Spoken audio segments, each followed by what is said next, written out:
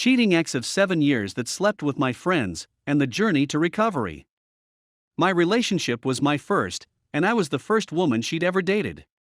We met when we were 18 years old.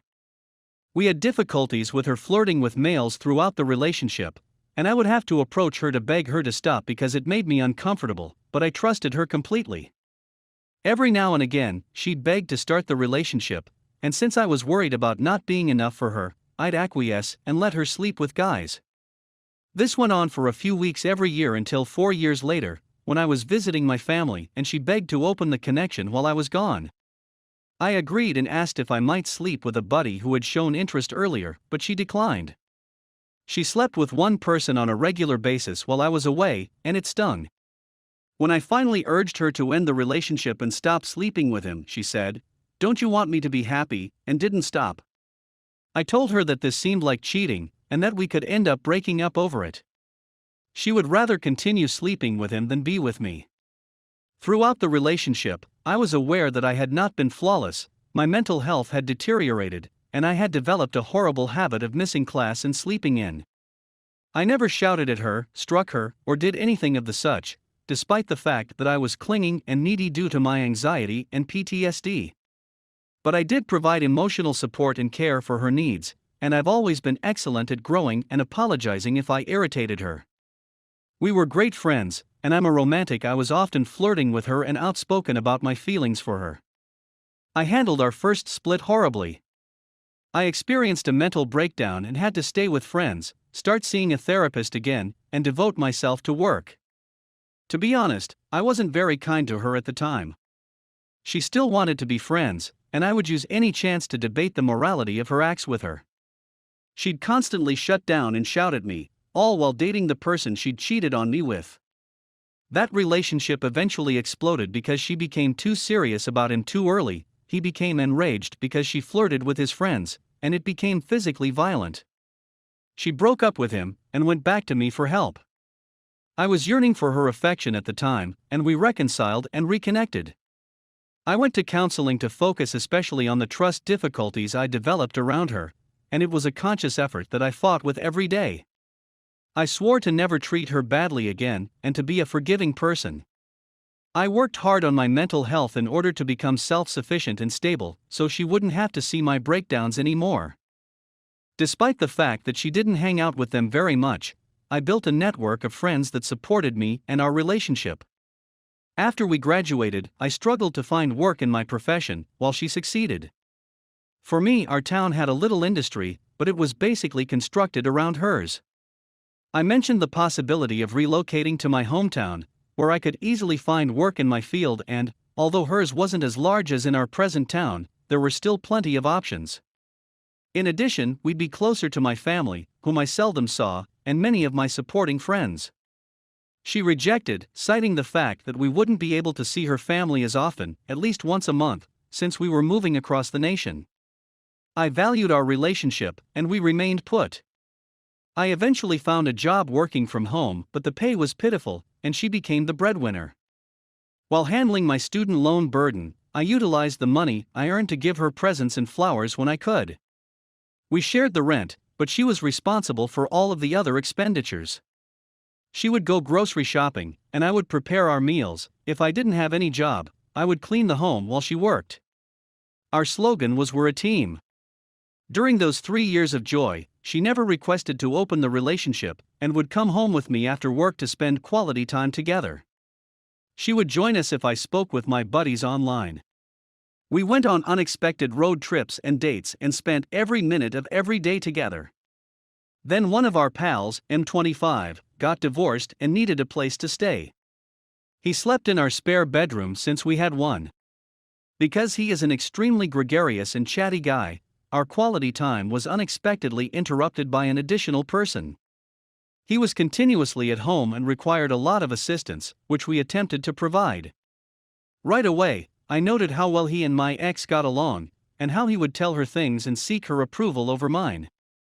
I was pleased of myself for not finding anything wrong with this because of my work on my trust problems.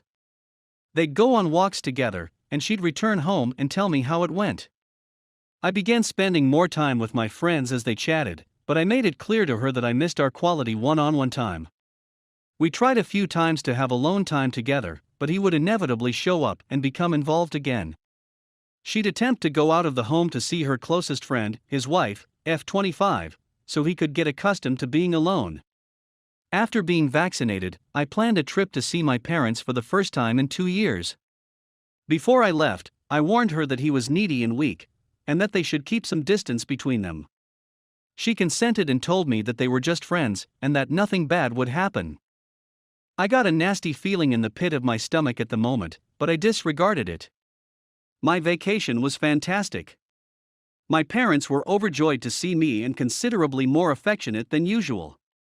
All of my internet friends who lived in my hometown came out to celebrate my homecoming, and we had several large celebrations. Every day, I was surrounded by relatives and friends, and they all expressed how glad they were to be with me. Meanwhile, I would text my ex good morning and good night, and tell her how my days were going.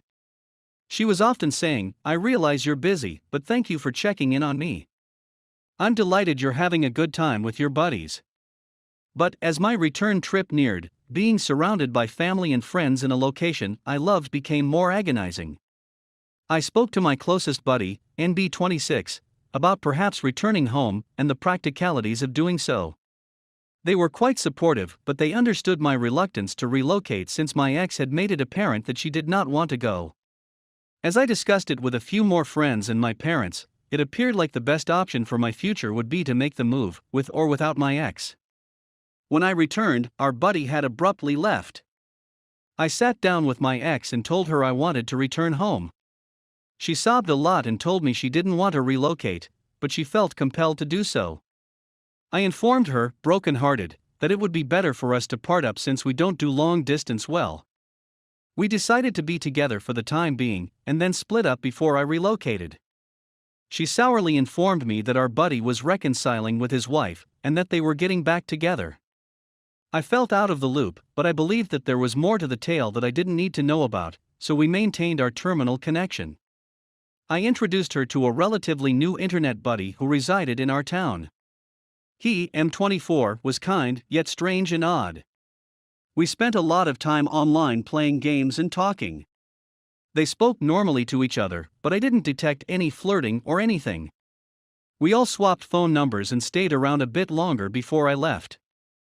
As the split grew more serious, she began to ask for more distance, and I began to chat to my friends while she spoke to hers.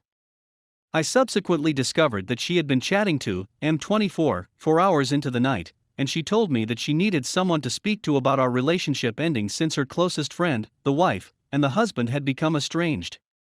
She informed me a week before my travel that we needed to split up right away because she couldn't wait any longer. I sobbed a lot, but I accepted it since I felt myself as partly to blame.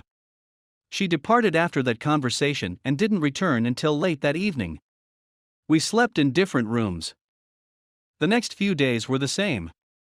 I snapped one day and told her how furious and irritated I was with the whole situation, even if it was my fault, and that even though it was my fault, I was still entitled to feel sad about it.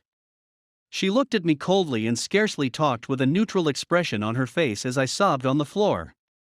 Since he'd been avoiding me, I questioned her directly about her connection with M24. She informed me they'd been sleeping together since the day we split up, just after our conversation. She said that she believes she is polyamorous and that she is dissatisfied with only one lover.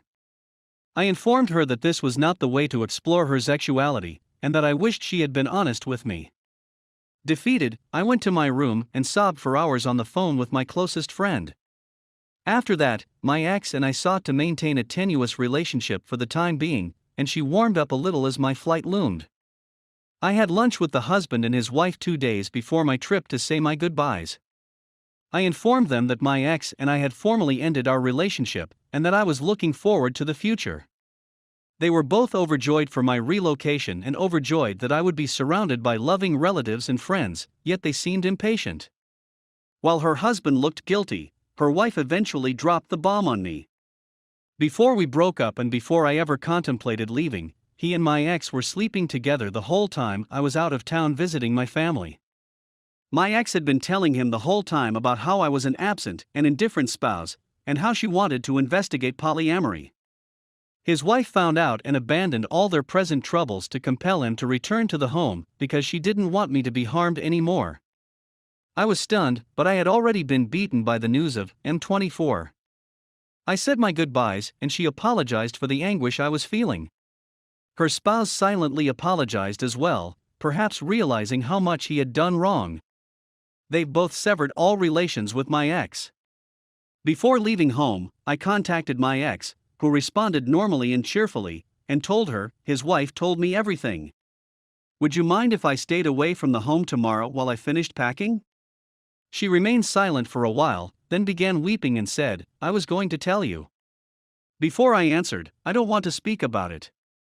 I packed my things with another buddy to whom I had confided everything. When my ex came to the home the day before my trip to pick up something, I confronted her. I didn't say anything nasty, rude, or hurtful. I simply told her how eager I was for my trip, and that this was the last time we'd see one other. She cried while I attempted to keep my face straight, making excuses after explanations. I didn't answer to any of them and reiterated that I was simply here to say goodbye. She stated she wasn't a horrible person, and that she realized I may never forgive her, and I remained silent. I kept my thoughts on my flight and the future. I eventually left, and that was the last time I saw her. My packing buddy took me to the airport in the morning and wept as she said goodbye, apologizing for how the past few weeks had gone and how thrilled she was for my friends and family to see me again. It's been 2 months since that happened. Every day at home has been full of affection. My parents are encouraging me while I decide out what I want to do with my life, and my friends make an effort to show me how much they care. I'm frequently invited to gatherings, and they call me every day to check on me. I've started going outdoors and driving myself for the first time in a long time, and I feel much more alive than I did in my ex's town. There are a few ladies that are interested in me, but I've made it obvious that I'm not ready to date just yet. My ex and M24 were both thrown out of my online group, and one of them told him off for hurting me. Everyone, including me, has them both blocked. I just discovered via the wife's social media that my ex has been formally dating M24. The wife is repulsed by everything, and they are no longer best friends. A handful of my friends have informed me that he has a history of being predatory and disgusting to women, and that he has always made them feel uneasy around him. I still worry about my ex, but I have to tell myself that she is no longer my concern. However, I am disappointed in her efforts to explore her sexuality in this manner. I have a lot of bisexual and polyamorous friends who tell me she did everything the worst and most destructive manner conceivable. I have nothing against bi and poly folks, and I'm sorry that my ex has tarnished their reputation. My pals have amazing, honest relationships, and are lovely individuals. Every day, I meditate, exercise, and socialize, and I'm shocked at how quickly I can make new acquaintances. After leaving my ex, a lot of difficulties that I felt were inherent in me appear to have vanished. I'm not needy, insecure, or clinging. I know my limits and attachments, as well as what I want in a relationship. Of course, every day is still a battle, but I'm pleased of how far I've come.